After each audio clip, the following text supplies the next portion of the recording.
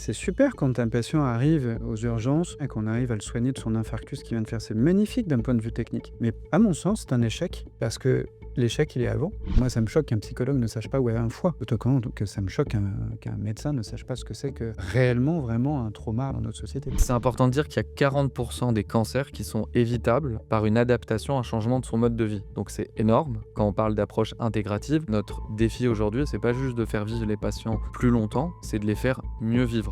La maladie fait partie de la vie, mais la vie peut pas être la maladie. Aujourd'hui, nous parlons de santé, mais peut-être pas comme vous l'imaginez. Pendant des décennies, notre système de santé s'est construit autour du soin. On consulte lorsqu'on est malade, on prescrit un traitement, on soigne, mais une question devient de plus en plus centrale. Et si la santé se construisait bien avant la maladie? Aujourd'hui, les chercheurs parlent de déterminants multiples de la santé. Autrement dit, notre santé ne dépend pas seulement des soins médicaux. Alors peut-on prévenir plutôt que guérir? Comment agir avant la maladie? Quels sont les piliers qui construisent réellement notre santé? Et lorsque la maladie survient, comment accompagner les patients de manière plus globale? Pour en parler aujourd'hui, je reçois deux spécialistes de la médecine globale, le docteur Adrien Chaboch et le docteur Nathaniel Cher.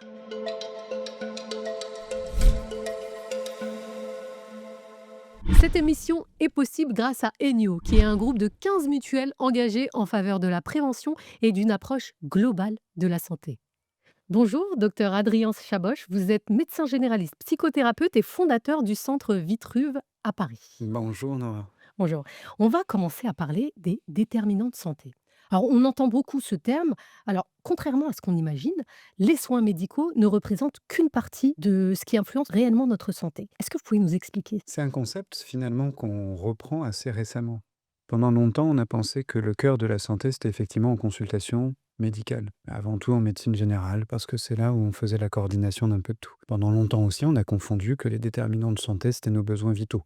C'est-à-dire qu'on en a environ 5, respirer, boire, manger, dormir et échanger avec les autres. Puis on s'est rendu compte que devant des pathologies qui étaient émergentes, notamment c'est dans les années 70, 80, 90, notamment la prise en charge des maladies cardiovasculaires, que la simple consultation médicale ne faisait pas le tour, ne se rendait pas compte de tout ce que le patient faisait aussi de son côté. Pire, on s'est rendu compte que quand on est un bon docteur, qu'on prescrit le bon médicament au bon patient, il ne le suit pas toujours. Mieux encore, que même si on est armé de bonnes convictions médicales, de dire écoutez, il faut que vous arrêtiez de fumer, vous fassiez du sport, revenez me voir dans 3 mois quand vous aurez fait ça, le patient ne le fait pas. Alors on a commencé à s'intéresser, et c'est au cœur de la médecine conventionnelle, c'est par notamment, avant tout, l'étude des facteurs de risque cardiovasculaires qu'on s'est rendu compte qu'en fait, ce qui induisait dans l'organisme des pathologies n'était pas seulement les maladies qui survenaient à un moment trop tard, mais en amont, ce qu'on a appelé les déterminants de santé. Quels sont les déterminants les plus importants d'après vous? Ils se sont étoffés et plus on avance, plus Plus en fait on en détecte. En fait, dans les années 70, il y a un psychiatre, Engel, qui va parler d'un modèle biopsychosocial. C'est que l'être humain est fait de cette interaction complète entre le corps, le mental et tout ce que ça comporte de nuances, et aussi l'environnement. Dans les années 70, parler de la santé comme étant un facteur aussi écologique, c'était absolument révolutionnaire. On a étoffé ces déterminants de santé, le corps, bien sûr, c'est-à-dire les organes, l'ostéo-articulaire, les maladies qui vont toucher ce système, le mental, mais le mental c'est complexe parce qu'il Bien sûr. y a l'aspect cognitif, neurocognitif, c'est-à-dire vraiment la façon dont travaillent les neurones, mais il y a aussi la personnalité, qu'on ne trouve pas bien dans les neurones, qui est individuelle, unique. Et puis, il y a aussi l'environnement, et dans l'environnement, on a plusieurs strates. On va avoir une strate évidemment sociale, c'est mon interaction et ma construction dans un lieu. Dans un lieu, c'est un cadre socio-culturel, un pays, avec des règles, avec des conventions, avec une vision de la maladie. Mais c'est pas tout. Il y a aussi effectivement l'environnement naturel, c'est à notre manière dont, sur notre planète, on a plutôt tendance à la polluer qu'à la dépolluer en ce moment. Déterminant de santé, l'activité physique, qui va s'inclure évidemment dans ces différentes strates. Et puis le sommeil aussi, qui est un de nos besoins vitaux, le C'est ce troisième qu'on ordre de appelle les survie. piliers de la santé, c'est ça? On peut Voilà, poser ça ces fait piliers de par la santé. Ouais. d'accord. Parce qu'on parle souvent du sommeil, de l'alimentation, l'activité physique, la gestion du stress. Est-ce que ça fait partie des déterminants ou Ça fait c'est partie. L'alimentation que vous avez évidemment, citée, qui est dans la sphère, corporelle, mais on sait aussi maintenant que de cette, alimentation corporelle, ça impacte aussi notre mental. Ce que je veux dire par là, c'est qu'effectivement, même si on a 5 piliers que vont être le corps, l'esprit, l'environnement, l'alimentation, le sport, le sommeil, ça fait déjà 6. On va de toute façon avoir un facteur de complexification, c'est-à-dire d'interaction entre tous ces déterminants. Et c'est pour ça que je préfère les présenter de cette manière-là, plutôt que de dire des piliers. Parce que quand on voit un pilier, on voit quelque chose d'isolé. Oui, bien sûr. C'est pour ça qu'on appelle santé globale. C'est qu'en fait, il faut prendre en Voilà, compte toutes exact. ces vous pensez qu'aujourd'hui, dans la société, on les prend suffisamment en compte, tous Je pense qu'il y a un ces déterminants, hiatus pardon? qui, se creuse de plus en plus entre une perception qui est pas scientifique, mais qui est de bon sens de la part des usagers, des citoyens, des gens, vous, moi, tout le monde. On se dit: «En fait, ma santé, elle se limite pas simplement à soigner des maladies». Elle se situe avant, elle se situe en dehors, parce qu'on nous parle d'écologie, parce qu'on nous parle d'alimentation transformée, on nous parle d'activité physique et donc du coup, les personnes se rendent compte, en fait, que leur santé ne repose aussi sur d'autres choses et plus alors ils avancent, plus ils sont à la recherche d'autres moyens de soigner et C'est ce que pendant ce vous temps, on a limité finalement ou pas développé ces compétences de soins du côté de la médecine. c'est ce que vous appelez l'approche globale dans la santé. Vous, concrètement, comment ça se caractérise dans votre, quotidien, dans Dans la la prise en charge des patients? Déjà, c'est un quotidien d'accueil de tous les patients. Au centre Vitruve, on est le seul centre en France qui accueillons tout patient de 0 à la fin de vie, toutes les pathologies, à tous les moments de la vie. Puisqu'on fait de la médecine générale aussi, d'accompagnement. Les 30 praticiens qui sont au centre vont du médecin généraliste de premier recours à des médecines de deuxième ou troisième recours de spécialité. Donc le quotidien, c'est d'accueillir déjà le mouvement du patient. Il n'y a pas de protocole pour qu'un patient vienne nous voir. Il va frapper à la porte et on va lui ouvrir. D'ailleurs, la porte est toujours ouverte. Et à ce moment-là, la rencontre avec le patient, c'est au médecin, c'est sa compétence, sa responsabilité d'identifier ce dont le patient a besoin. Si vous venez pour une angine, je ne vais pas forcément vous amener à aller voir un sophrologue, ça va de soi. Bien sûr. C'est de la coordination, c'est de la régulation. Mais si on détecte que cette angine, finalement, elle peut être due à un virus qu'on a croisé, mais dans quel contexte? Et là, on va revenir dans le raisonnement à nos données de déterminants de santé. Comment évolue mon patient? Qui est-il en fait? Qu'est-ce qu'il fait dans la vie? Quel métier il a? Où est-ce qu'il vit? Dans un appartement, une maison, il y a des plantes, il y a pas de plantes, il y a de la pollution, il y a le périphérique, il y a quoi? À partir de là, on commence à avoir non pas juste une gorge malade, mais un patient dans un paysage qui est très riche. Cette richesse va nous donner des informations et de ces informations-là, on va peut-être proposer d'approfondir, d'élargir notre vision de la santé avec lui, c'est-à-dire de lui proposer de participer à cette démarche. Donc peut-être un patient chez qui on va avoir des signes cliniques ou des facteurs qu'on va identifier, on peut lui dire: «Écoutez, peut-être qu'il y aurait besoin de faire un bilan, plus étendu sur votre immunité, sur, vos minéraux, sur vos carences, sur votre santé mentale. De là, je dirais que l'aventure de la coordination de santé intégrative peut commencer.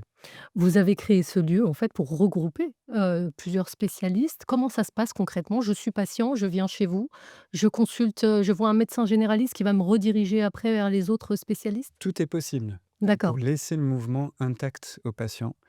On a longuement réfléchi à se dire: «Est-ce qu'il y a un entonnoir d'accès aux soins? Ou est-ce que, tenant compte de notre propre, modèle biopsychosocial de la Oui. santé avec une difficulté d'accès aux soins, on ouvre à tout le monde?» On s'est dit: «On ouvre à tout le monde». Pour ouvrir à tout le monde, il faut qu'il y ait de la régulation et donc on a une coordinatrice de santé intégrative qui peut accueillir les patients au téléphone, par mail ou, directement en présentiel physiquement. Vous avez dit tout à l'heure, Nora, que j'ai rassemblé des gens. C'est exactement ça. On ne travaille pas de manière déliée, on travaille pas on a un réseau aussi de santé, mais il y a un lieu physique. Et ce lieu physique, c'est un accueil humain. Les patients, la première chose qu'ils nous disent, quand ils nous connaissent, ils nous disent: «Mais quand on vient, dans Vitruve, c'est comme à la maison. Il y a des canapés, on s'installe, il y a une entrée, il y a une cuisine, ils peuvent aller se servir un café naturellement». C'est un lieu de vie, Mmh. parce que la santé, c'est la vie avant tout. Ce qui change un petit peu parce qu'on voit, par exemple, aujourd'hui avec les CHU et cetera, c'est des spécialités. Chacun est dans son couloir. Vous, C'est votre expérience personnelle qui vous a poussé à créer ce centre, en se disant que en fait, c'est pas juste des spécialités, une dans son couloir, mais il faut aussi un travail ensemble, le ensemble? Tout à fait. Oui, en toute transparence, puisque vous me posez la question, c'est venu de mon expérience de vie. C'est-à-dire que petit, je me suis rendu compte que je comprenais pas comment je fonctionnais, comment fonctionnait l'interaction avec les autres humains. J'étais très timide, très mal dans mon corps, jusqu'à comprendre que j'étais dissocié. Dissocié par, en fait, des événements traumatiques que j'ai subis quand j'étais petit. De ça, ça m'a amené à faire une thérapie et à m'intéresser à un fabuleux outil qui est l'hypnose, que j'ai appris tout seul. Parce que je le lisais dans les livres. Je me suis dit, qu'est-ce que c'est que cet outil qui a l'air si simple? Alors un jour, avec un ami, je lui ai dit, écoute, allonge-toi. Tiens, regarde mon pendule. À l'époque, j'utilisais un pendule, comme dans les descriptions historiques. Puis il est entré en état d'hypnose. J'avais 16 ans quand j'ai commencé à faire de l'hypnose. Et petit à petit, ça m'a amené à découvrir le champ vaste des pratiques non médicamenteuses. À cette époque, une médecine intégrative en France, ça n'existait pas encore.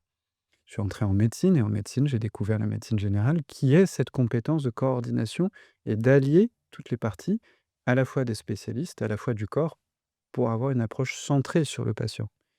Et de là, je me suis dit, bah, il faut qu'on réunisse ça sous la forme d'une équipe dans un lieu pour pouvoir travailler ensemble. Et c'est vrai que quand on parle avec certains de vos confrères, ils ne croient pas du tout à la santé globale. Pour eux, c'est, en quelque sorte du charlatanisme. Il y a la médecine traditionnelle, il faut rester dans ce couloir-là et vous en pensez quoi, vous? D'ailleurs, vous appelez médecine alternative ou médecine complémentaire? Alors, alternative, sémantiquement, ça voudrait dire qu'il y aurait une médecine et une autre médecine Ouais. compite. Et ça, je pense que ça, c'est un danger sémantique. Ça, c'est un risque justement d'encourager à la dérive. Donc, sémantiquement, je ne fais absolument pas de médecine alternative ou de médecine parallèle ou de médecine perpendiculaire. Il n'y a qu'une médecine, c'est celle qui soigne l'individu et qui le respecte et qui ne le met pas en danger. De cette vision de la médecine, bah, on retourne de toute façon sur les déterminants de santé. On ne peut pas les mettre de côté. Donc, c'est une Ça fait médecine. partie des 5 composantes Oui, de la santé globale. complètement. Donc, c'est une médecine centrée sur le patient.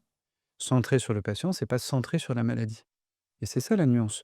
Nous avons été dans un modèle structurel, historique, centré sur la maladie pendant des années, quasiment un peu plus d'une moitié de siècle. Mais attention à ce qu'on dit, c'est pas une critique.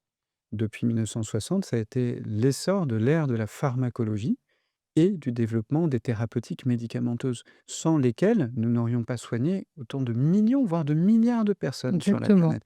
Donc il est hors de question qu'on puisse remettre la moindre chose, sauf les scandales sanitaires liés à Bien des sûr. médicaments toxiques, on est bien d'accord. L'idée, c'est de ne pas les opposer. Voilà, et plutôt de les réunir.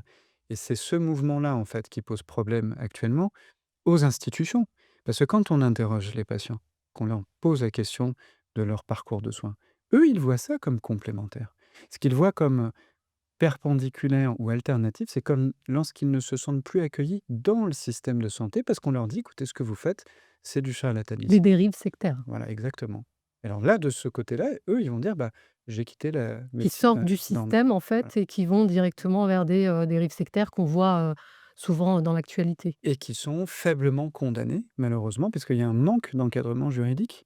Même des naturopathes qui ont tué des personnes, et la naturopathie, les fondements, heu, simples de la naturopathie, c'est difficile de les remettre en question. Par contre, l'enseignement de la naturopathie, quand on fait intervenir des pratiques qui sont vraiment infondées, mais surtout plus qu'infondées, avec, un faux espoir donné aux patients et en leur disant qu'il faudrait qu'ils renoncent à des soins, ça, c'est devenu un délit. Oui. Ce qui n'était pas il y a pas très longtemps. Cette nouvelle loi est passée. Le fait de faire quitter quelqu'un à un processus de soins, on va dire, conventionnel qui est bon pour sa santé, c'est condamnable de prison et d'amende. Heureusement. Heureusement, effectivement. Et qu'est-ce qui change, par rapport à une consultation classique? Je viens vous consulter, qu'est-ce qui change? Alors la première chose, ça va être l'accueil, déjà en amont. C'est-à-dire que vous allez avoir, notre coordinatrice qui va échanger avec vous. Lorsque vous allez arriver, vous allez être accompagné. On va vous demander, proposer si vous voulez un thé, un café, un verre d'eau. Vous allez vous installer dans un canapé confortable et vous allez, déjà faire le point sur vous, puisque les patients arrivent un peu en avance et ils ont ce temps. Plus j'ai ça c'est une technique un petit peu particulière, c'est que j'ai caché en fait le code du Wi-Fi. Il apparaît sur notre écran d'accueil, mais dans le centre, il y a peu de réseau dans l'entrée. D'accord, ça Donc évite de il rester était sur son connecté. téléphone. Voilà, ça évite d'être sur son Se téléphone. reconcentrer sur soi. Après, la consultation en elle-même, le patient, il a donc le choix de consulter n'importe quel praticien dans un premier temps, évidemment. Si c'est en médecine générale, on va avoir un déroulement de consultation de médecine générale, sauf que le facteur qui va être très déterminant et très disruptif, c'est le temps. C'est qu'il n'y a pas de consultation de moins d'une demi-heure. Moi, à titre Sachant personnel, qu'une consultation en général, c'est 18 minutes voilà, la moyenne chez un française. généraliste. Et attention, quand on dit ça, souvent on dit: «Oh là, c'est court», mais si on regarde à l'échelle européenne, On est voilà, on est exactement. plutôt, dans le haut du panier. Ma consultation de médecine, globale, c'est 1 heure à 1 heure et quart, 1 heure et demie, même quand c'est des patients compliqués, complexes, avec des pathologies lourdes, où il faut du temps. Et très souvent, je leur fais remarquer, ils attestent, c'est que 1 heure, c'est pas 2 fois 30 minutes. Mais ce temps d'écoute et d'accueil, vous comme moi, moi-même en tant que docteur, si je vais voir un confrère que je vais pas bien, c'est pas en 10 minutes que je peux poser des choses qui sont profondes, qui sont compliquées, même émotionnellement. Et quand on a des pathologies qui sont réellement complexes, longues et qui évoluent depuis des années, on ne peut pas faire une synthèse, un raccourci en 5 minutes. Donc ce temps d'écoute, sans interruption du patient, c'est une valeur humaine qui redonne la place au patient. Sa confiance, son écoute, le fait qu'on le croit, quoi qu'il dise. Et ensuite, ça c'est toute la technique de consultation de médecine générale, de médecine globale, c'est d'approfondir et d'aller chercher les déterminants de santé et surtout de coordonner. C'est-à-dire qu'une fois qu'on a recueilli toute l'histoire, on pourrait s'arrêter, mais il va falloir organiser. Et organiser, ça veut dire structurer. Et pour ça, on a développé des compétences propres dans Vitruve qui sont comment on amène ça dans le réel. Parce que notre Dans la vie quotidienne du patient. vie quotidienne du patient, c'est combien ça va me coûter? Quand je peux le faire? Parce que j'ai mes enfants, mon travail. Combien de temps ça va me prendre? Parce qu'on pourrait se dire, bah voilà, vous allez voir, vous allez faire le bilan postural, le médecin de la douleur, la séance ostéo, la kiné, l'hypnose dans la même journée. Ça n'a pas de sens. Il Ça n'a faut pas qu'il y de ait une sens. continuité après dans la vie de tous les jours et que le patient soit acteur de sa santé. C'est lui. On le remet au centre du soin. Voilà. Et souvent, j'ai cette punchline que je leur dis régulièrement, c'est que entre le patient et le soignant, moi, je suis le patient. Parce que moi, je patiente à leur côté pour les accompagner, voir à quel moment ils sont prêts pour faire quoi.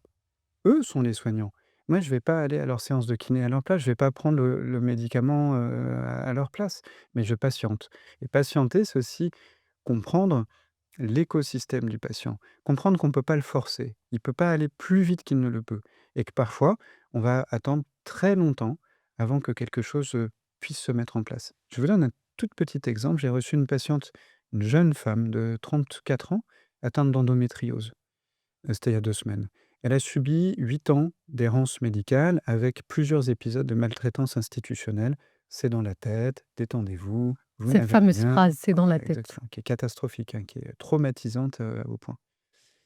Et cette patiente, en l'écoutant, en la voyant une fois, puis une deuxième fois, je me rends compte qu'elle ne prend pas les traitements médicamenteux indiqués dans son cadre, c'est-à-dire une hormonothérapie et des traitements contre la douleur. Pourquoi? Parce qu'elle a eu des traumatismes et que ces traumatismes, sans rentrer dans le détail, l'empêchent de prendre ces médicaments. Donc si je continue dans une action, d'une médecine rapide, écoutez, prenez les médicaments, si vous ne les prenez pas, ne revenez même pas me voir. C'est-à-dire une médecine d'autorité, ça va pas marcher. Il a fallu qu'on dénoue ce sujet et qu'elle accepte, au bout d'un temps de confiance et d'alliance thérapeutique, de bonnes relations thérapeutiques que j'ai développées avec elle, d'accepter d'entendre que effectivement, avant les médicaments, il va falloir qu'on se préoccupe des traumatismes qu'elle a subis. Vous m'avez expliqué la situation de cette femme. En fait, c'est aussi il y a une forme de prévention.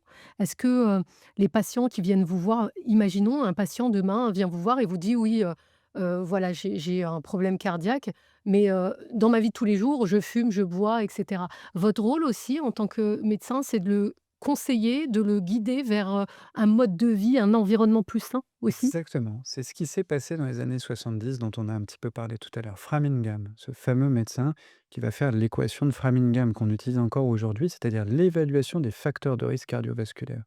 Et dedans, il avait inclus des maladies, l'hypertension artérielle, le diabète, mais le surpoids aussi, le fait d'être un homme ou une femme. C'était déjà révolutionnaire Bien déjà à sûr. l'époque de considérer que les hommes étaient plus à risque que les femmes. Bon, maintenant les femmes rattrapent après la ménopause, mais Et puis on a élargi et depuis, on a compris que aussi le stress vécu, alors attention, le stress, on est tout le temps stressé, toute Oui. situation stress. Le stress dont on parle, en valeur pathologique, c'est un stress d'échec d'adaptation qui va créer une boucle dans notre corps de sécrétion d'hormones qui vont atteindre nos organes.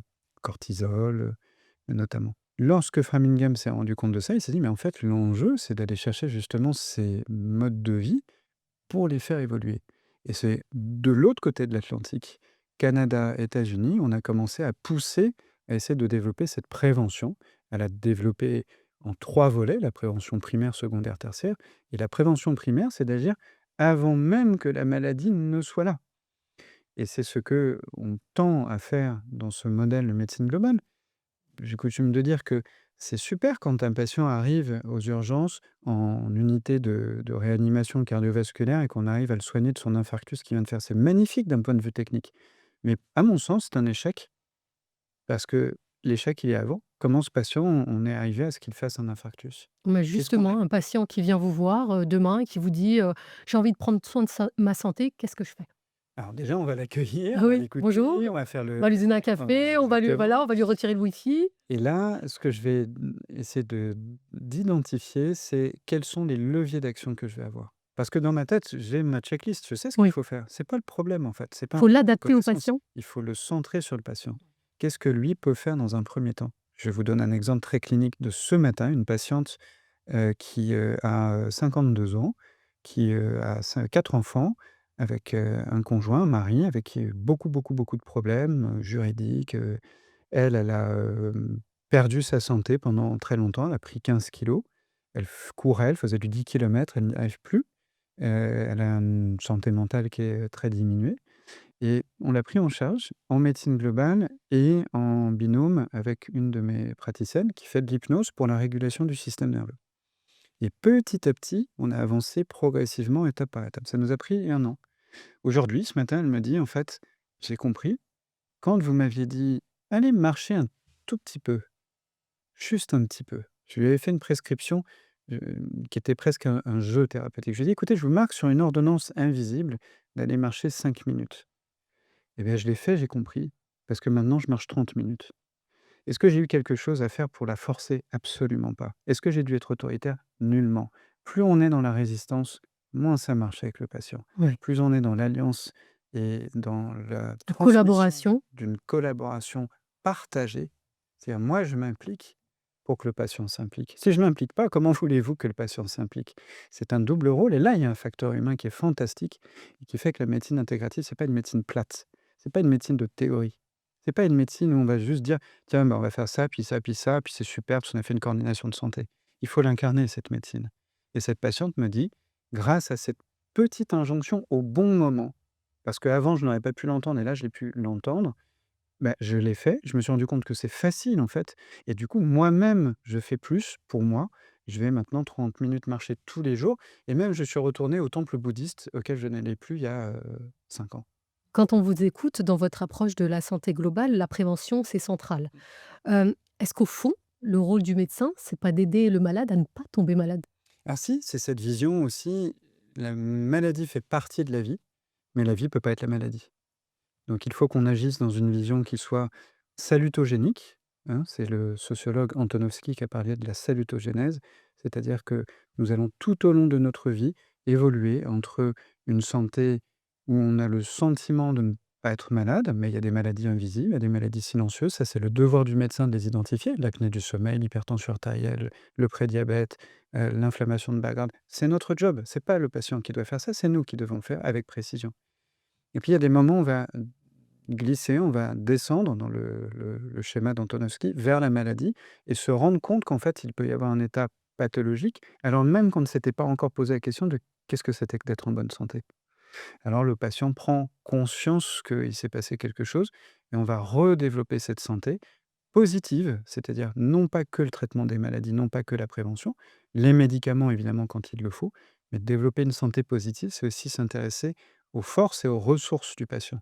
Ça, c'est un point de vue humaniste, parce que c'est de se dire, en vous, Nora, en fait, quel talent vous avez? D'écrivaine, par exemple.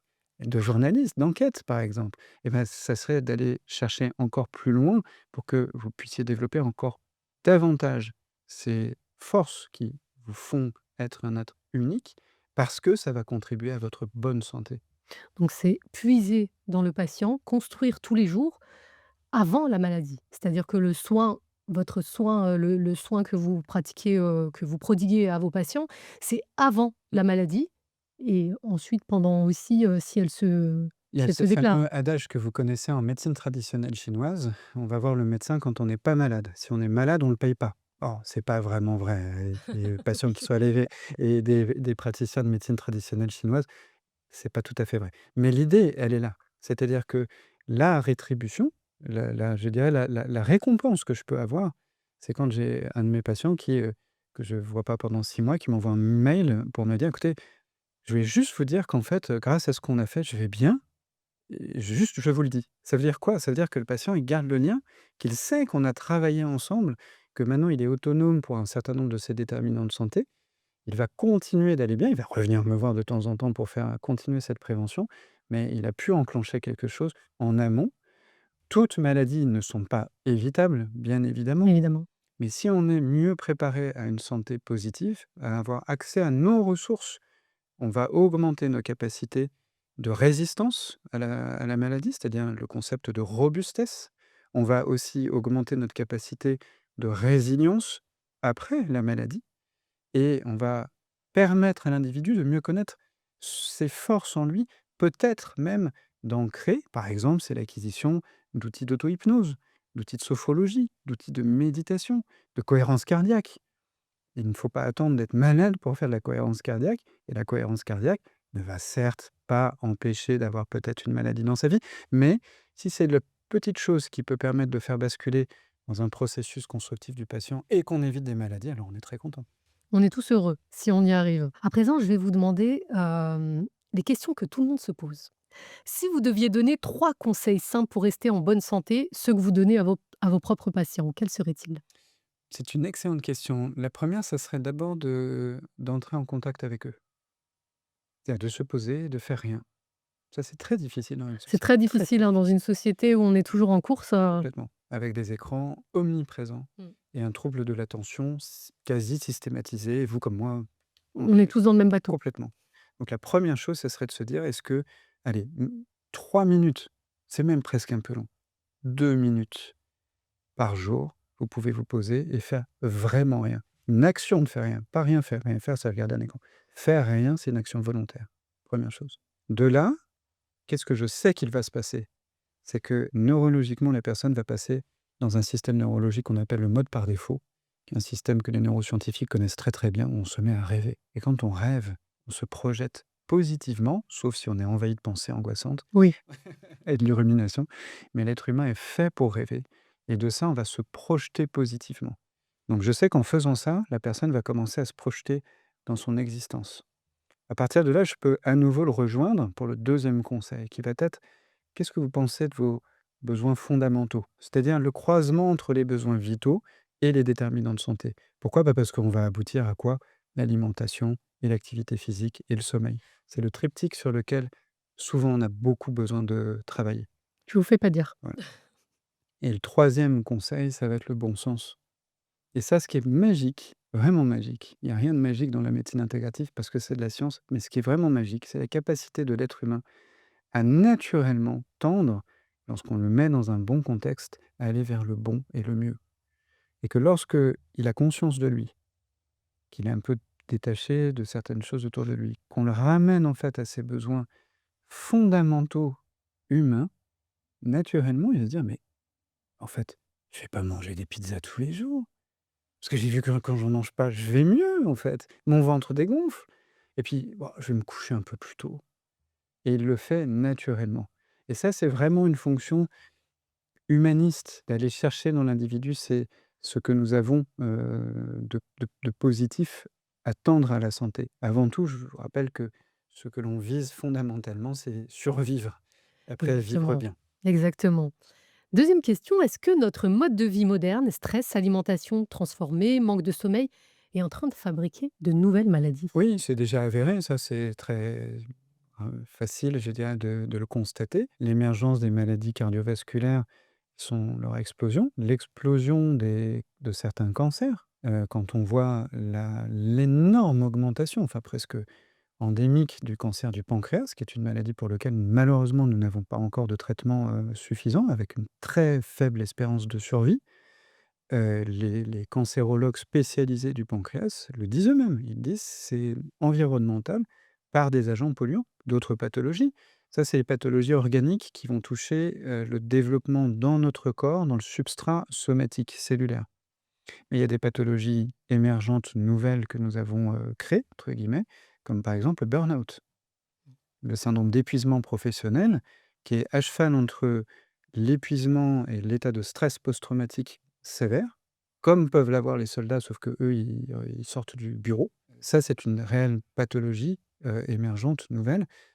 Elle est de cause environnementale, sans atteinte directe d'un organe, le cancer du pancréas, mais qui va avoir des conséquences gravissimes, gravissimes sur le cerveau. De par notre prise en charge de médecine globale, beaucoup de patients atteints de burn-out viennent nous voir. On a des dégâts, parfois malheureusement irréversibles Mmh. sur le cerveau, C'est de gens qui ne dramatique pourront plus parfois, jamais travailler. oui. Ouais, exactement. Aujourd'hui, on entend tout et son contraire sur la santé avec les régimes, les compléments, les nouvelles méthodes. Quelles sont, selon vous, les plus grandes erreurs qu'on fait en ayant l'impression qu'on fait du bien à notre santé aujourd'hui? Eh bien, paradoxalement, en fait, c'est de prôner de bonnes choses, mais avec un effet mode. Parce qu'en fait, il n'y a que la mode qui se démode. Donc, une fois passé l'effet mode, on oublie. Sauf qu'on oublie quelque chose qui était bon.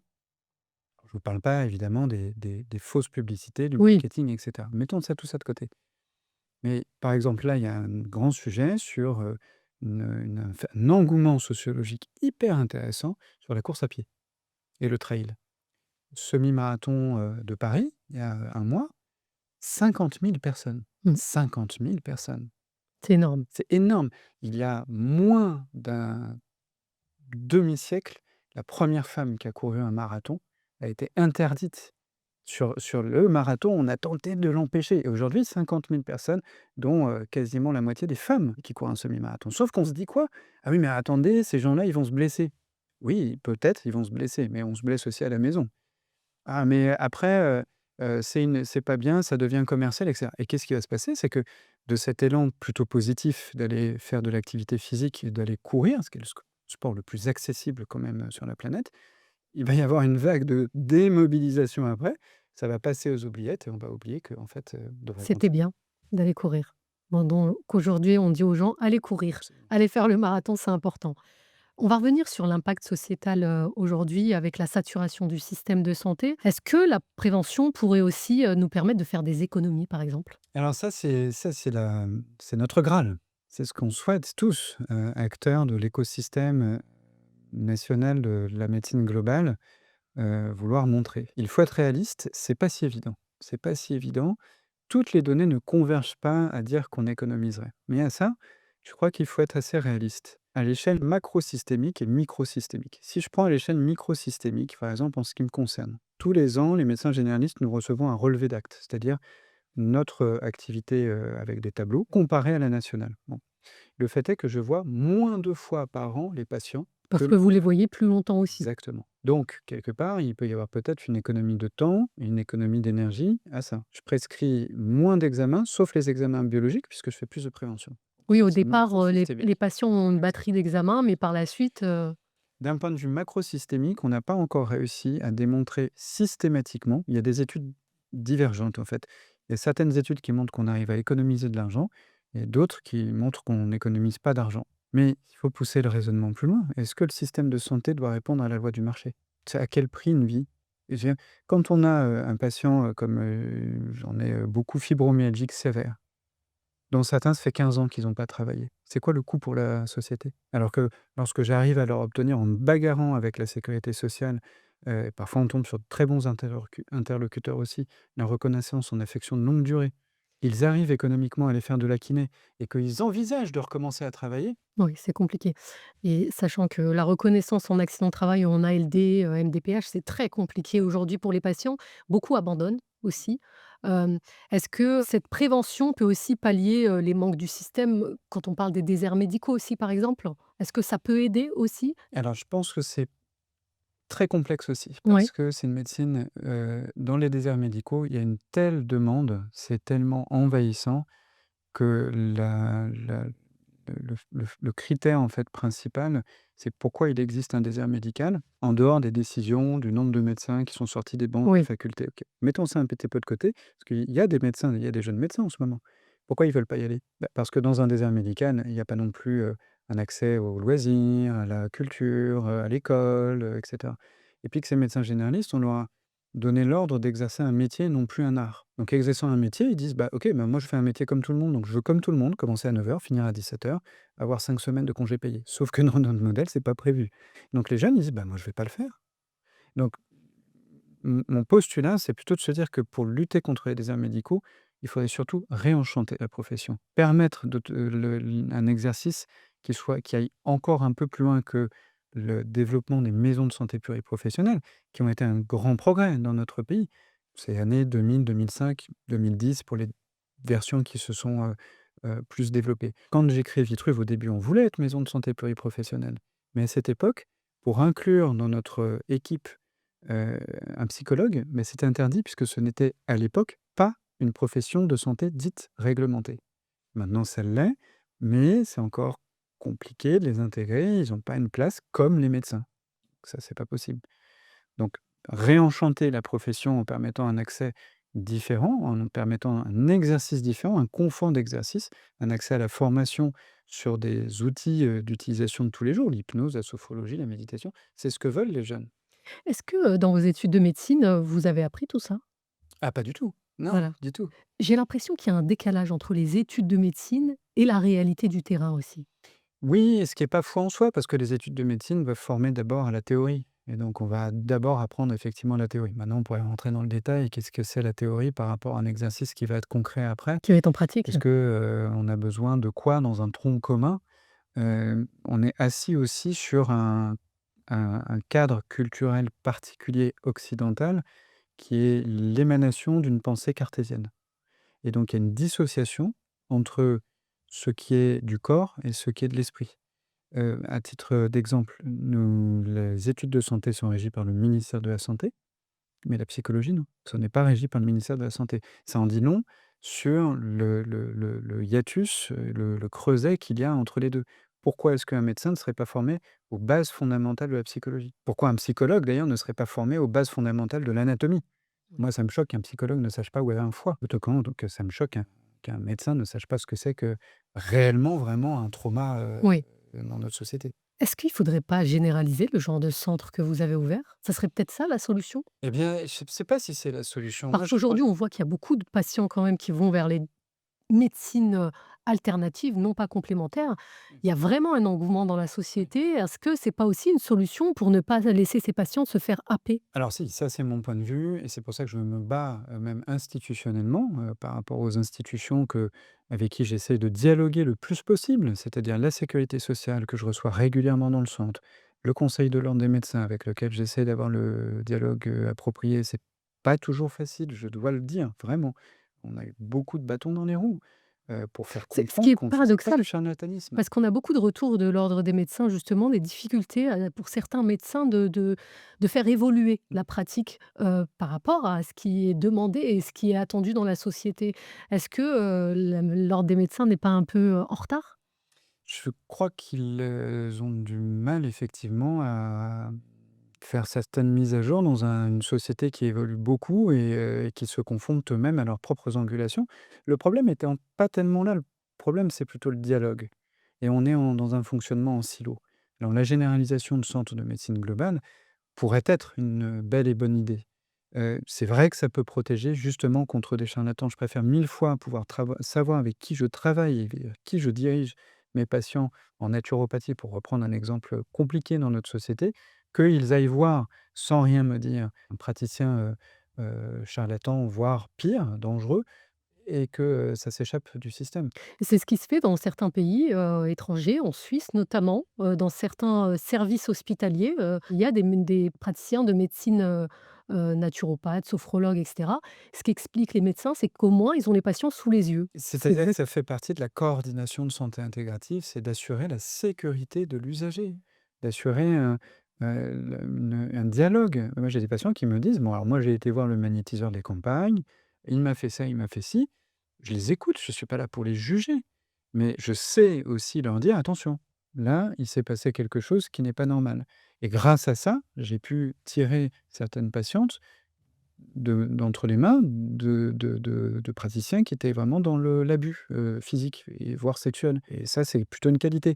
Mais pourquoi? Parce qu'elle s'est autorisée à m'en parler, et pourquoi? Parce que je suis pas dans le jugement. C'est ça, l'importance de ne pas être dans le jugement et de garder un œil aussi sur ses patients. Merci beaucoup, docteur, pour cet Merci. entretien.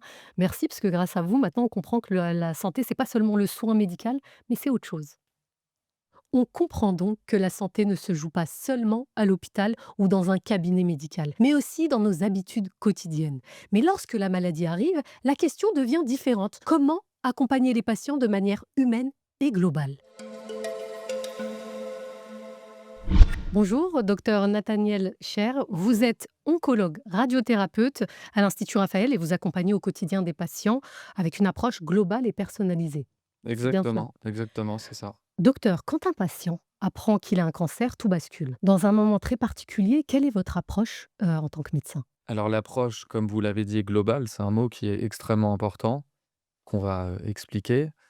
Prendre en charge globalement une personne, ça veut dire ne pas s'occuper exclusivement de la maladie, mais s'occuper de sa personne dans sa globalité. C'est quoi, s'occuper, d'une personne dans sa globalité?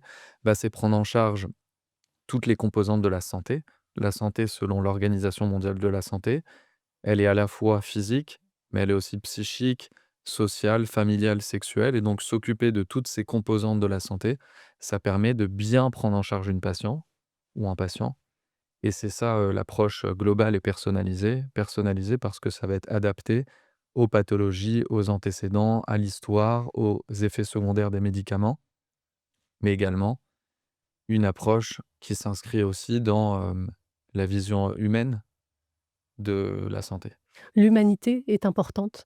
L'humanité, elle est extrêmement importante et elle est complémentaire de l'approche technique. Voilà, elle n'est pas en opposition avec l'approche technique. Au contraire, elle est synergique, c'est-à-dire qu'une approche humaine globale va augmenter l'efficacité des traitements antitumoraux, et ça, c'est étonnant quand on l'entend, mais il y a plusieurs publications scientifiques qui montrent qu'en s'occupant mieux de la personne, c'est-à-dire en diminuant son anxiété, en réduisant les troubles du sommeil et plein d'autres choses qu'on développera probablement, la personne a une meilleure qualité de vie, ça c'est assez évident, mais on voit aussi que les effets secondaires et les toxicités des traitements contre le cancer qui, on le sait, sont importantes, et ben, vont être diminuées. Et il y a même, des données qui sont encore plus étonnantes, hein, mais publiées dans des grands journaux scientifiques, c'est que les rechutes de cancer peuvent diminuer, et donc la survie globale va augmenter quand, on prend en charge mieux une personne globalement, par exemple en lui disant, d'avoir une activité physique régulière, en s'alimentant aussi comme il faut pour lutter contre la dénutrition, et toutes ces composantes très importantes, en fait, elles sont, pas juste, optionnelles. Aujourd'hui, elles sont recommandées et elles sont complémentaires et synergiques de l'approche technique médicamenteuse. Comment ça se passe concrètement? Vous pouvez développer pour un patient qui vient vous voir, qui a un cancer. Qu'est-ce que vous faites concrètement en tant que médecin? Qu'est-ce qui différencie avec une consultation avec un oncologue qui ne fait pas la santé globale, Ouais. qui n'a pas une approche globale? Alors, il y a une discipline qui n'est pas une spécialité, qui est plutôt une manière de faire de l'oncologie qui s'appelle l'oncologie intégrative. On entend de plus en plus, parler, de cela, et l'oncologie intégrative, c'est quoi? C'est associer la médecine conventionnelle, donc les traitements médicamenteux et aussi non médicamenteux, ce qu'on appelle le soin de support, à une approche plus globale, avec des médecines complémentaires, validées scientifiquement, validées par la science, et associer cette médecine conventionnelle aux médecines complémentaires validées, ça permet de prendre en charge globalement et d'avoir cette activité d'oncologie intégrative. Donc nous, on va, se différencier, on va essayer de prendre en charge autant que possible et du mieux possible les patients avec cette approche d'oncologie intégrative. Donc ça reste abstrait, quand on l'explique pas, mais qu'est-ce que ça veut dire? Bah, ça veut dire qu'un patient qui vient nous voir en consultation, À l'Institut Raphaël, où vous Alors, exercez justement? j'exerce à l'Institut Raphaël et aussi à l'Institut Hartmann, qui est un centre de cancérologie, qui est un autre bâtiment qui est situé à proximité. Donc on va recevoir le patient qui, peut avoir un cancer déjà diagnostiqué ou pas encore, mais on va lui proposer les examens d'imagerie, les examens biologiques qu'il faut pour avoir un état des lieux, un bilan le plus complet possible de son cancer. Quand on sait exactement quel cancer il a, quelles sont ses caractéristiques, quels sont ses antécédents, les traitements qu'il a, est-ce qu'il est marié, pas marié, tout son contexte familial, professionnel qui est extrêmement important parce qu'il faut bien connaître la personne, on va proposer un traitement contre le cancer. Avec ce traitement contre le cancer, on va proposer des traitements qui vont aider au patient à bien supporter ses effets secondaires du cancer. Par exemple, des chimiothérapies qui peuvent donner des nausées. On va proposer des médicaments contre les nausées et les vomissements. On va leur proposer un accompagnement nutritionnel. S'ils sont, anxieux, on peut leur proposer aussi des traitements, médicamenteux ou non médicamenteux. Mais je passe assez rapidement sur cette approche, conventionnelle, de cancérologie. Mais en plus de ces traitements médicamenteux, on va leur proposer donc une prise en charge globale. C'est-à-dire qu'on va s'occuper pas que de cette maladie, de ce cancer et des effets secondaires des traitements qu'on va Bien sûr. prescrire, mais on va s'occuper aussi de ce qu'il y a à côté, mais qui fait partie inhérente de la personne. Donc quelqu'un qui a un cancer, qui a un diagnostic, qui a un traitement, on sait qu'il va avoir de l'anxiété, il peut avoir un syndrome dépressif, il peut avoir des troubles du sommeil et bah, donc on va prendre en charge ces différents symptômes. Comment? En proposant des médecines complémentaires, validées dans ces indications-là, Scientifiquement? voilà, qui sont scientifiquement validées et très reconnues. C'est pas du tout, des médecines alternatives ou des approches alternatives, c'est vraiment, des médecines complémentaires validées scientifiquement pour ces indications-là. Donc, qu'est-ce qu'on peut proposer, pour quelqu'un qui a, de l'anxiété, un syndrome dépressif, une fatigue liée au cancer? Ben, on peut proposer un accompagnement psychologique, hein. On peut proposer des séances d'hypnose, on peut proposer de l'acupuncture. S'il y a par exemple des douleurs, neuropathiques liées à la chimiothérapie, s'il y a des bouffées de chaleur, on peut proposer, des thérapies cognitivo-comportementales notamment, qui sont, validées dans certaines de ces indications avec un accompagnement toujours nutritionnel qui est extrêmement important parce qu'il faut lutter contre la dénutrition et supplémenter les patients avec, ce qu'il faut en fonction, de ce qu'ils ont comme carence. L'activité physique adaptée, elle est capitale et je dirais que c'est la médecine, complémentaire qui est la plus reconnue et la plus, importante, même si l'idée c'est pas de comparer les médecines complémentaires en elles, mais, l'activité physique, elle a un niveau de preuve extrêmement élevé en cancérologie et pas que, hein, pour Oui, il y a lutter des contre la études, maladie voilà, qui le cardiovasculaire. démontrent. Exactement. Donc proposer une activité physique au patient au moment de son traitement et même après son traitement, on sait que ça va diminuer certains effets secondaires des traitements, ça va améliorer son sommeil, ça va diminuer son anxiété et pour certaines indications, certains types de cancers, par exemple le cancer du sein ou d'autres, on va même, comme je vous ai dit au début, diminuer les rechutes de ce cancer et donc en ajoutant du sport au traitement, conventionnel, sport, on l'appelle plutôt scientifiquement l'activité physique adaptée et ben, on va avoir une, meilleure efficacité, des traitements. D'ailleurs, il y a pas longtemps, dans le cadre du cancer du côlon, il y a une étude qui a été publiée dans un très grand journal et on en a beaucoup entendu parler dans la communauté scientifique parce que ça c'est vraiment la première étude avec un niveau de preuve scientifique extrêmement élevé qui montre que pour des cancers du côlon, quand on fait un programme d'exercice physique structuré et ben, on a moins de rechutes et on a des patients finalement qui vivent plus longtemps par rapport aux patients à qui on n'a pas proposé ce programme d'activité physique, encadré. En fait, quand je vous écoute, c'est il y a l'annonce de la maladie, le patient sait qu'il est malade, mais il se rend compte qu'il est aussi acteur de sa santé à travers les recommandations que vous lui faites. C'est des recommandations que vous lui faites pour son quotidien, pour, la vie de tous les jours, en fait, en plus des traitements. Exactement. Vous avez, dit un mot important, c'est le mot, acteur. Le patient est acteur du soin et on va même plus loin, on dit qu'on met le patient Au centre du au soin. centre, voilà, de son soin et il faut qu'il soit acteur de son soin parce que c'est en prenant en main son destin, en se faisant évidemment bien conseiller, bien accompagner régulièrement, qu'on a les meilleures, efficacités, la meilleure adhérence, la meilleure observance vis-à-vis des traitements contre le cancer, hein, des médicaments, mais aussi dans ces approches complémentaires qui sont très importantes. Les bénéfices, vous en parliez, donc c'est, une amélioration du quotidien, une sorte de baisse de la rechute aussi des cancers? Il y a d'autres choses aussi Il y a que vous observez? ouais, il y a vraiment beaucoup de bénéfices à avoir cette approche intégrative. Global, oui, Voilà, de la globale, population? on a une amélioration du quotidien, c'est ça, et nous, on aime bien dire une amélioration de la qualité de vie. Donc la qualité de vie, elle est composée de différentes composantes. Dans la qualité de vie, il y a le sommeil, il y a le fait d'avoir pas de troubles Surtout dans un digestifs. moment de bascule, comme ça, avec l'annonce d'un cancer. Bien sûr, il y a une bascule liée à l'annonce, il y a une bascule liée au traitement, à la chirurgie, à la chimiothérapie, à la radiothérapie, l'immunothérapie, qui pour certains vont avoir plus ou moins d'effets secondaires. Donc on va avoir une bascule psychique importante, on va avoir une bascule liée aux effets secondaires des traitements, on peut avoir une bascule parce qu'il y a une rupture dans le milieu professionnel, il peut y avoir une rupture dans le milieu familial aussi Oui, je voulais malheureusement. y revenir. Il y a Ouais. aussi un impact dans la vie professionnelle et la vie, privée des patients. Vous aussi, vous prenez aussi en compte tout ça dans votre, approche? Bien sûr, malheureusement, ça touche toutes les composantes de la santé et donc ça touche cette composante sociale, familiale de la santé, entre autres, et donc c'est important de s'occuper de cette partie du soin. Alors le médecin, l'oncologue, il peut pas tout faire et c'est pour ça que c'est important de proposer un parcours de soins, on va en parler, aux patients, mais déjà comprendre ce qui ne va pas, lui poser les questions sur sa vie familiale, sa vie de couple, notamment sexuelle, sa vie au travail.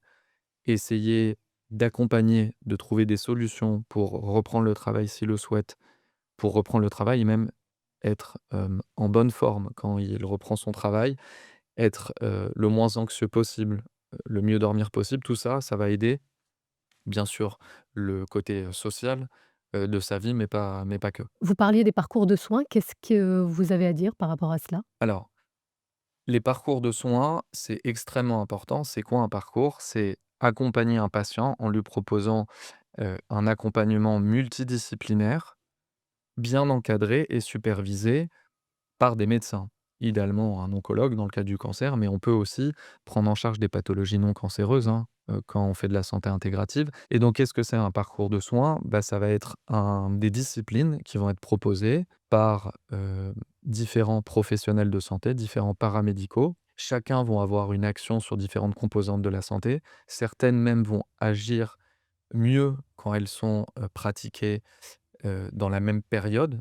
Ensemble, en fait, une sorte de collaboration, Exactement, mmh. exactement. L'idée, c'est pas de faire une séance de psychologie en même temps qu'une séance de nutrition. Oui, bien Mais si sûr. on associe des séances, de psychologie, thérapie cognitivo-comportementale par exemple, avec des séances d'acupuncture, des séances d'activité physique adaptée, on sait qu'on va avoir une action synergique et qu'on va davantage rendre service aux patients. Et donc l'Institut Raphaël, c'est quoi? C'est le premier centre européen de médecine intégratif. Et c'est un centre qui va proposer donc ces accompagnements qui vont être globaux, qui vont être personnalisés, qui vont être coordonnés et encadrés, supervisés par un médecin pour garantir qu'à la fois les disciplines, les médecines complémentaires qui sont proposées, sont indiquées, qu'elles Sont sont validés validées scientifiquement, ce qui est important scientifiquement. aujourd'hui avec Exactement, qu'il y ait pas de dérive, c'est très important, parce qu'il y a beaucoup de rapports, notamment français, qui montrent qu'il y a beaucoup de dérives. oui, c'est ce qu'on voit justement dans l'actualité. On voit beaucoup par rapport au cancer justement, on a beaucoup, de faits divers avec, des patients qui sont happés dans des pseudo, thérapies, et pour dél qui les poussent à délaisser le traitement médicamenteux, les chimiothérapies et cetera. Vous le voyez, vous, auprès des patients, que vous, recevez? On le voit au quotidien, c'est, un problème de santé publique. D'ailleurs, les autorités s'en saisissent. Il y a eu un rapport de l'Académie de médecine, récent. Donc on sait qu'il y a 40 à 50 des patients qui viennent nous voir, qui font appel à ces pratiques alternatives ou complémentaires. On sait que ça existe et on sait que c'est très fréquent en France et pas que, en Dans le monde Europe, entier? et dans le monde, c'est important. Donc il ne s'agit pas de savoir est-ce que ça existe, il s'agit de savoir comment on va les intégrer au mieux dans les parcours de soins et les encadrer. Et donc pour, faire cela, on propose ces parcours de soins dans une enceinte avec une supervision médicale qui garantit la crédibilité, de ces, pratiques, le sérieux des soignants, enfin la qualité et la solidité scientifique de ces, médecines complémentaires. Et donc l'Institut Raphaël, propose ces parcours de soins coordonnés. En 2025, il y a eu 1 500 patients qui, ont reçu à peu près 40 000 soins, dans le cadre du cancer surtout, mais pas que.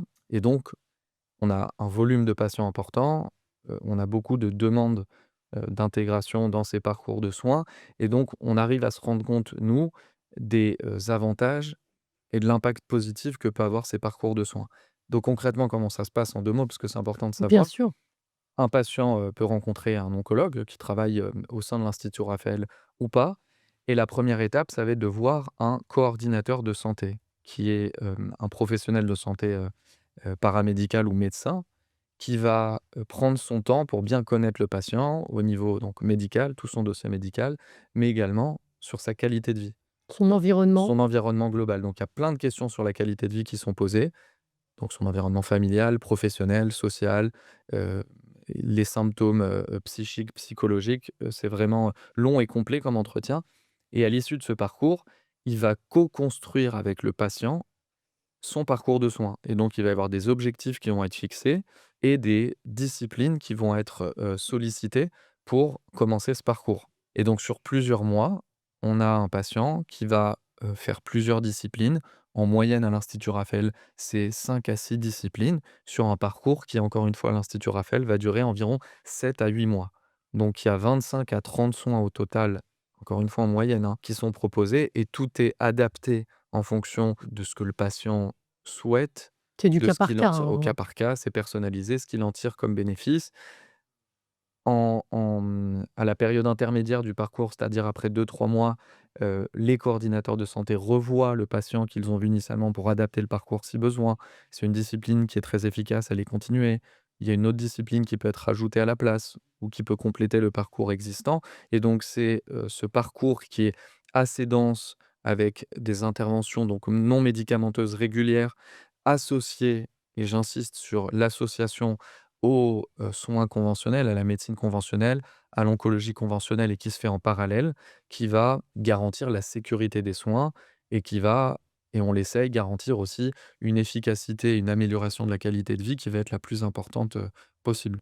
Qui va aussi éviter en quelque sorte l'errance médicale aussi des patients. Pour vous, c'est une dimension importante aussi, cette santé globale, cette approche globale? Dans votre parcours, qu'est-ce qui vous a poussé, par exemple, à travailler à l'Institut Raphaël? Alors quand j'ai fait mes études de médecine, on parlait très peu de soins de support.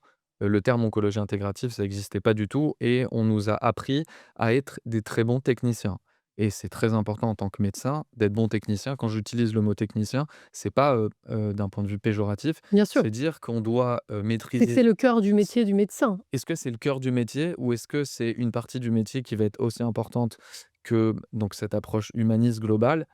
Moi, je dirais que c'est aussi important, mais en faculté de médecine, On vous parce que apprend voilà, on nous apprend à être des très exact bons médecins, à maîtriser parfaitement toutes ces traitements médicamenteux, la gestion aussi des effets secondaires de ces traitements et on nous apprend et on nous évoque quelques interventions non médicamenteuses, mais très peu. On apprend aussi ce qu'on appelle l'éthique médicale, donc savoir se comporter de manière empathique, savoir écouter le patient, comment, communiquer une mauvaise nouvelle. Donc il y a une formation médicale de base qui est bien connue, mais moi j'étais très peu formé à cette approche globale, aux interventions non médicamenteuses qui sont tout aussi importantes et encore une fois complémentaires de, l'approche conventionnelle et l'Institut Raphaël, j'y suis arrivé, pas par hasard.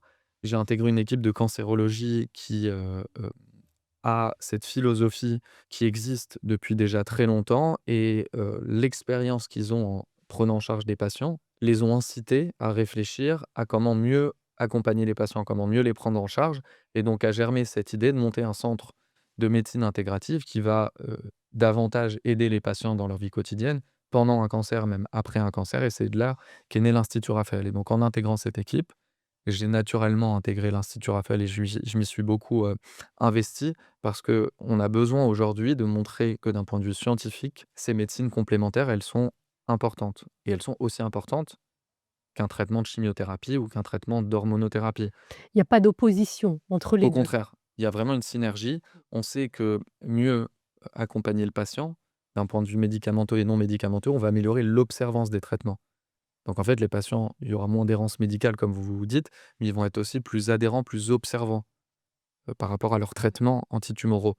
On va avoir aussi une diminution de l'anxiété, une amélioration de la qualité de vie pendant et après les traitements. Donc en fait, c'est vraiment une approche complémentaire qu'on ne peut pas mettre dos à dos, mais qu'on peut lier Et dans notre activité médicale, on essaye d'appliquer ces principes au mieux. Évidemment, les médecins ont peu de temps, et donc ils doivent se faire accompagner par une équipe pluridisciplinaire. Et c'est Disciplinaire. de là que l'Institut Raphaël aussi, fédère. Vous n'êtes pas seul. On n'est pas seul, on n'est Vous pas êtes seul, seul on peut rien faire. Un médecin seul peut malheureusement rien faire et il a besoin de ses collègues, et de l'expertise de ses collègues pour pouvoir l'expertise prendre le patient dans sa globalité. exactement du mieux possible, en Oui. sécurité, en ayant cette approche conventionnelle, médicamenteuse à une approche non médicamenteuse intégrative. Docteur, je vais à présent vous poser, les questions à l'IA et j'aimerais votre avis et je vais vous suggérer les réponses de l'IA. Question 1: peut-on réduire le risque de cancer grâce à son mode de vie? L'IA répond: oui, une partie importante des cancers est liée à des facteurs modifiables comme le tabac, l'alimentation, l'activité physique, l'alcool et l'exposition à certains polluants. Est-ce que l'IA a raison? Alors liée, elle a raison, bien sûr, elle a raison en partie, mais il faut que je complète la réponse.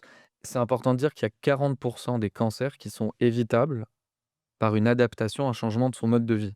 Donc c'est énorme. Énorme. C'est-à-dire que juste en changeant son mode de vie, on peut, diminuer de manière extrêmement importante le risque de cancer d'un individu. Donc vous avez cité des facteurs de risque importants comme le tabac, comme l'alimentation, mais il y en a d'autres. Être sédentaire, ne pas avoir une activité physique, on sait que, ça augmente de manière importante certains risques de cancer, notamment le cancer du côlon, le cancer du sein et d'autres. Il y a aussi l'exposition à certains, agents infectieux pour lesquels on a des vaccinations comme l'HPV. Et c'est extrêmement important de dire que tous ces facteurs-là, on peut aujourd'hui les combattre de différentes manières, mais finalement des manières assez simples pour réduire les risques de développer un cancer, mais aussi réduire les risques de rechute d'un cancer quand on en D'accord. a déjà eu un. Donc l'adaptation du mode de vie, elle est Est aussi indispensable, importante. aussi importante dans la médecine moderne, et Oui. c'est ce qu'on recommande parmi les autres choses. Deuxième question: aujourd'hui, guérit-on de plus en plus du cancer? L'IA répond: oui, le progrès de la médecine, du dépistage précoce et des traitements permettent de guérir ou de contrôler durablement un nombre croissant de cancers. Est-ce que vous partagez cet optimisme? Complètement, je suis très optimiste sur ce que la médecine moderne est arrivée à faire. On guérit de plus en plus des cancers grâce à la médecine moderne, notamment grâce aux nouvelles technologies et même à l'IA, puisque vous évoquez l'IA. On va pas parler de ça, mais c'est un sujet en soi. On vous réinvitera pour C'est une gentil, avec émission plaisir. Avec sur l'IA. plaisir. Mais en tout cas, on soigne mieux le cancer. Mais soigner mieux le cancer, c'est pas juste diminuer les rechutes ou diminuer l'incidence. C'est comment mieux vivre avec un cancer. Et donc, c'est important, surtout quand on parle d'approche intégrative, de dire que notre défi aujourd'hui, c'est pas juste de faire vivre les patients plus longtemps, c'est de les faire mieux vivre Mmh. pendant un cancer et mieux vivre après un cancer. Après le cancer. Dernière question: pourquoi parle-t-on aujourd'hui d'une approche globale dans le traitement du cancer? La réponse de l'IA: parce que le cancer n'affecte pas seulement le corps, mais aussi la vie psychologique, sociale, émotionnelle du patient. Une prise en charge globale peut inclure le soutien psychologique, l'activité physique, vous le disiez, la nutrition et les thérapies complémentaires. Est-ce que ça correspond à ce que fait l'Institut Raphaël? Je pense que votre réponse, je la connais. Bien sûr, ça correspond à ce que l'Institut Raphaël fait, mais en partie. Comme il y a 40 disciplines différentes, 40 approches non médicamenteuses à l'Institut Raphaël, il y aurait beaucoup d'autres choses à dire, mais cette définition résume de manière assez simplement ce que c'est cette approche globale intégrative. Donc effectivement, je vous confirme. Avec toutes ces années à accompagner, des patients atteints de cancer, quelle est la chose la plus importante que vous avez appris sur la vie, sur la santé? C'est une question difficile, c'est une question philosophique.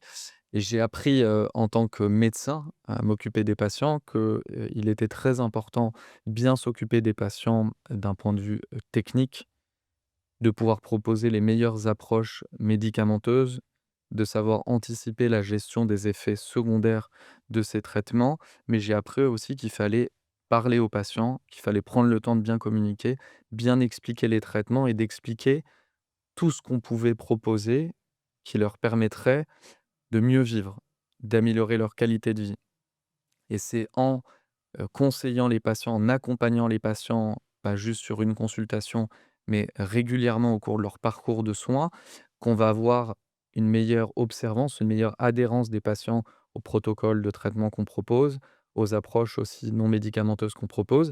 Et ça, c'est satisfaisant parce qu'on se rend compte que, en ayant cette approche globale, on va avoir un impact positif et on se rend compte que les patients qui vivaient moins bien les traitements pendant le cancer et qui vivaient moins bien après le cancer, je me suis rendu compte que maintenant ils vivaient mieux grâce à l'accompagnement du médecin, mais grâce à l'accompagnement de cette équipe multidisciplinaire, coordonnée, encadrée, qui permettait de mieux prendre en charge finalement les Et de patients. mieux comprendre le patient aussi. Et de mieux comprendre le patient et donc comprendre cette complexité, c'est très important et je l'ai appris, après quelques années de pratique et j'espère pouvoir continuer à développer, cette approche et qui sait un jour, que ces approches soient remboursées en France pour, bien sûr prendre encore mieux en charge, les patients. Docteur, est-ce que ça coûte cher pour un patient Alors d'être au centre, à l'Institut, Raphaël? alors, ça ne coûte pas cher aux patients parce que tous les soins dispensés à l'Institut Raphaël sont gratuits. Les parcours de soins sont offerts complètement. C'est la philosophie de l'Institut Raphaël, donc le patient ne débourse rien. C'est très important de le Oui, dire. c'est important parce qu'on a l'impression que c'est un peu, je vais être un peu péjoratif, mais des pompes à fric, parfois, quand on entend ce genre d'initiative. Alors, ouais, certaines approches alternatives qui vont être dispensées en Europe, voire même certaines approches complémentaires validées, peuvent être très coûteuses pour certains patients. Et c'est important de dire que c'est des patients qui sont vulnérables. Oui, et c'est Les des patients qui patients ont un parfois qui sont cancer, freinés aussi par le coût. bien sûr, freinés par le coût, vulnérables, qui sont en santé, psychique, ou physique, très, altérée et donc ils n'ont pas forcément le temps d'aller chercher ce qu'il y a de mieux pour eux et donc offrir ces soins qui vont être bien encadrés, en sécurité dans un environnement, adapté, ça va garantir à la fois que c'est fait du mieux possible, mais qu'aussi, on ne profite pas de cette vulnérabilité pour, faire payer ces soins aux patients. Et c'est très important quand on sait que dans cette situation, les patients sont très fragiles. Psychologiquement, on cherche une solution à tout prix. Bien sûr et c'est très important et c'est toute la philosophie, de l'oncologie intégrative et à l'Institut Raphaël d'essayer d'aider les patients du mieux possible en intégrant toutes ces dimensions de la santé et en leur offrant les soins. Est-ce que quelque part, vous parliez de rechute, on fait pas faire des économies à la société, au système aujourd'hui où on parle beaucoup de dépenses, de santé? Alors clairement, on, fait faire beaucoup d'économies au système de santé en ayant cette approche intégrative avec la dimension de prévention, hein, primaire ou secondaire. Pourquoi? Parce qu'aujourd'hui, la sécurité sociale, elle va rembourser des traitements très coûteux et on sait que certains de ces traitements pourraient ne pas être prescrits si les patients sont mieux accompagnés. Par exemple, on n'aurait pas besoin de traitement pour aider à dormir si les patients sont moins anxieux, Bien ont sûr. moins de syndrome dépressif, qui dorment mieux. Avec quelques séances de certaines de ces médecines complémentaires, on voit un impact, très important sur ces symptômes gênants. Donc à la fois, il y a une diminution des prescriptions médicamenteuses, mais pas que, on a aussi une diminution donc des rechutes de certains cancers avec cette approche globale, avec cette prévention et diminuer les rechutes, c'est diminuer les coûts pour la société liés au traitement, liés aux hospitalisations et tout le reste. Donc bien sûr qu'il y a, une idée d'économie à l'échelle plus globale et le système de santé, pourrait en bénéficier. C'est pour ça qu'on plaide aussi cette cause, c'est que, cet, investissement qui est finalement pas très important, investir les médecines complémentaires, montrer qu'elles sont utiles, faire qu'elles soient bien encadrées, faire de la prévention on, diminue les coûts Il y a un impact secondaires. sur, l'aspect financier. C'est clairement démontré dans les analyses médico-économiques et donc c'est très important à l'échelle de la santé publique. Merci beaucoup docteur, j'espère que vous avez été entendu et on comprend en fait que le la santé, quand on est malade, il y a une approche globale extrêmement importante. Merci beaucoup pour votre invitation et j'étais très heureux de partager, ces moments avec vous. On accueille à présent notre cher Geoffrey Duval qui va nous présenter 3 innovations. Bonjour Geoffrey, Bonjour Nora. je vous écoute, dites-nous tout. Eh bien, je vais vous parler d'un projet qui ressemble presque à de la science-fiction et pourtant il est bien réel. Imaginez un double numérique de vous-même capable d'analyser votre santé aujourd'hui et de prédire vos risques de maladie dans 5, 10 ou 15 ans. C'est exactement ce qu'est en train de développer l'hôpital américain de Paris. Et son nom, le jumeau numérique médical. Donc son objectif est clair, faire de la prévention sur mesure, mais bien avant l'apparition de la maladie. Alors, on n'est pas dans un film, c'est pas de la science-fiction, ça ressemble pas au film, vous savez, de Island Oui, avec Ewan McGregor et Scarlett Johansson. Non, non, non, c'est pas un clone et ce n'est pas non plus un avatar en 3D. C'est un modèle numérique construit à partir de vos données de santé, c'est-à-dire mode de vie, activité physique, le sommeil, le stress, vos antécédents médicaux. Et avec toutes ces informations qui sont ensuite croisées avec la littérature scientifique et de grandes bases de données médicales, on va pouvoir anticiper ce qui va se passer. Donc c'est moi dans 5 ans, mais avec, les potentielles maladies que je peux développer en mangeant du coca, ne faisant pas de sport, et Exactement. cetera. OK, C'est d'accord. exactement, Ouais, exactement j'ai ça. pas tellement envie de savoir, mais c'est très intéressant, Non, non, allez-y. c'est vraiment intéressant parce qu'en fait, le résultat, c'est des scores de risque faciles à comprendre pour le patient comme pour le médecin, Nora. Ah, c'est intéressant. Voilà, donc l'objectif n'est pas de poser un diagnostic, mais de répondre à une question simple, quel est mon risque et qu'est-ce que je peux faire pour le réduire? Exemple concret, un patient sans symptômes, mais avec des facteurs de risque cardiovasculaires, pourra ainsi voir se proposer un examen ciblé comme un scanner de coroner bien avant l'apparition du problème. Oui, ça évite donc de faire des examens inutiles, mais vraiment axés sur nos risques. C'est ça permet de mieux C'est dépister, très de mieux intéressant. suivre et surtout d'agir beaucoup plus tôt. La Donc prévention. voilà, ce jumeau numérique associe intelligence artificielle et expertise médicale avec l'appui de partenaires technologiques et universitaires. Alors c'est un projet très ambitieux sur plusieurs millions d'euros et un premier déploiement prochainement. Bien sûr, il y a des questions éthiques qui sont en train de se Oui, bah, oui. poser. Voilà. Mmh. Comment présenter ces risques sans angoisser le patient et surtout, comment Des fois, on n'a pas garantir envie de savoir, hein, c'est vrai, hein. oui, mais il y a aussi comment garantir la sécurité des données. Et c'est Ah pour oui. ça qu'on est toujours en phase de projet. Mais une chose est sûre, Nora, ce projet répond à une attente très forte des patients fatigués d'une médecine fragmentée, où les données sont collectées mais rarement utilisées Oui, c'est intelligemment. ça. En Là, ils ont résumé, un retour direct. Ils savent exactement ce qu'ils risquent et c'est concret. en résumé, le jumeau numérique de l'hôpital américain, c'est peut-être le passage d'une médecine qui soigne à une médecine qui anticipe. Et ça, c'est pas vraiment la même chose. C'est très important. Alors, on change complètement de sujet avec un objet qui fait beaucoup, beaucoup parler de lui, un appareil qui promet, ni plus ni moins, un check-up santé complet en moins d'une minute. Le rêve, Le le rêve, rêve, oui, le même rêve. chose. On en parlait tout à l'heure, le rêve. Son nom, c'est le BIMO de Withings. Présenté en grande pompe au CES 2024, c'est un petit appareil qui se présente comme le couteau suisse de la santé connectée. Il n'est pas plus grand qu'une télécommande et il embarque 4 outils médicaux. Un thermomètre sans contact, un électrocardiogramme, un oxymètre de pouls et un stéthoscope numérique. Rien que ça. Rien que ça. Premier point fort, la simplicité. On allume, on choisit son profil jusqu'à 8 utilisateurs et on lance le scam. En moins d'une minute, vous avez la température, le rythme cardiaque et le taux d'oxygène dans le sang. Mais c'est magnifique. C'est Pour les déserts extraordinaire. médicaux, c'est génial, en Mais fait. j'allais y venir. J'allais Ah y bah, venir. Voilà. j'ai Encore anticipé, une fois, même excusez-moi. avancé. Excusez-moi, Geoffrey, allez-y. Le thermomètre est sans contact, donc c'est rapide, hygiénique et indolore. Il a une fonction en plus qui est ultra impressionnante et aussi déroutante, le stéthoscope numérique. Oui, Le BIMO peut enregistrer les sons du cœur et des poumons. mais C'est fascinant. c'est fou. C'est C'est fascinant. futuriste, mais c'est réel. Alors, soyons honnêtes, même si on a regardé les 10 saisons d'urgence et de Dr House, hein, sans formation médicale, c'est On impossible de les comprend rien, interpréter. Voilà. effectivement. Mais Il le- faut toujours un soignant derrière, mais ça fait gagner du temps. exactement, BIMO n'est pas là pour vous transformer en médecin, mais il facilite la télémédecine. Et puis aussi, dans les déserts médicaux, quand vous avez une infirmière libérale qui arrive, qui a pas forcément beaucoup de temps, eh ben ça, c'est un outil, très intéressant. Parce qu'il enregistre les données, il génère un rapport et il peut les envoyer à votre médecin en quelques clics. C'est super. Une autonomie de 8 semaines annoncée, données d'hébergement en Europe, donc en conformité avec la RGPD, et tout ça pour environ 250 euros. J'allais vous demander le prix. Voilà. C'est abordable. C'est abordable quand on sait, le coût, parfois, des trajets pour les personnes qui sont en déserts médicaux, aller-retour du médecin, taxi. C'est totalement, Et alors, je vais vous dire, accessible. Nora, pour des barges comme moi qui ont un thermomètre dans leur sac à main, c'est juste, Mais vous, vous êtes exceptionnel en tout point. c'est juste un bonheur. Moi, je rêve de l'avoir. Ah bah, Vraiment. écoutez, on sait ce qu'on va vous offrir à Noël. L'équipe, vous avez entendu. Voilà. Et enfin, je termine.